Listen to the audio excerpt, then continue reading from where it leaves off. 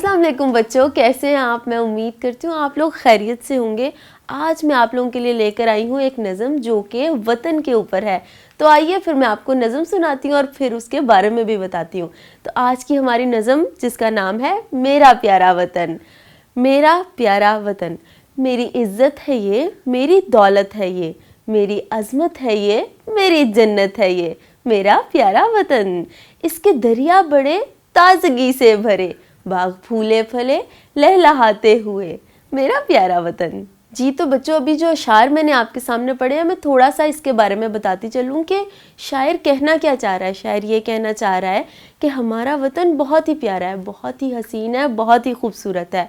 इससे हमारी इज़्ज़त है। इज़्ज़त किस तरह से है? क्योंकि हम अपने वतन में पैदा होते हैं, बड़े होते हैं, परवान चढ़ते हैं। और आपको पता है ये हमारे लिए जन्नत है। जन्नत किस तरह से है? क्योंकि इसमें सरसब्ज़ बाग हैं, चश्मे हैं, नहरें हैं, खूबसूरत खूबसूरत हमारे लिए मंज़र हैं।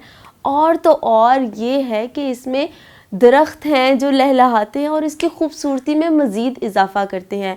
हम भी अपने घरों में दरख्त लगाते हैं और पूरे के पूरे पाकिस्तान में सरसब्ज़ और शादाब किस्म की चीज़ें हमें देखने को मिलती हैं, जिसकी वजह से हमारा वतन और ख़ूबसूरत लगता है। और हमारे वतन में रहते हुए हमें जो इज़्ज़त मिलती है वो कहीं पे भी नहीं मिल सकती। तो इसीलिए तो हम कहते हैं कि हमारा प्यारा वतन सबसे प्यारा वतन। इसके चश्मे जवां, इसमें नहरें रवां, जंगल और वादियाँ इससे अच्छी कहाँ, मेरा प्यारा वतन। ये वतन है मेरा, मैं हूँ इस पे फ़िदा, इस पे रखे खुदा अपनी रहमत सदा, मेरा प्यारा वतन।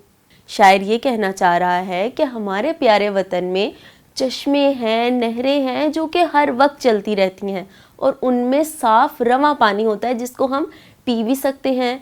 हमारी वादियों को भी सैराब करते हैं, दरख्त फलते फूलते हैं इन्हीं नहरों और चश्मों की वजह से।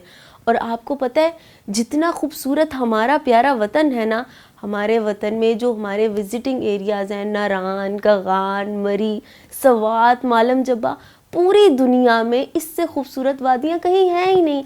यही तो है मेरे प्यारे वतन की खूबसूरती। शायर जो है वो हमारे आखिरी शेरों में क्या कहना चाह रहा है? वो ये कह रहा है कि अगर हमारे वतन पे कभी भी कोई मुश्किल वक्त आए तो हमें अपनी जान कुर्बान करने के लिए सोचना नहीं चाहिए, बल्कि अपने वतन पे जान भी कुर्बान करनी पड़े तो कर देनी चाहिए, क्योंकि ये हमारी इज़्ज़त है, इसी से तो हमारी अज़मत है। और हमें दुआ करनी चाहिए अपने वतन के लिए कि अल्लाह ताला जब तक ये दुनिया कायम है तब तक हमारे वतन को सलामत रखे। तो फिर बच्चों, फिर मिलेंगे एक और स्टोरी के साथ। और इस नज़म से आप लोगों ने क्या सीखा?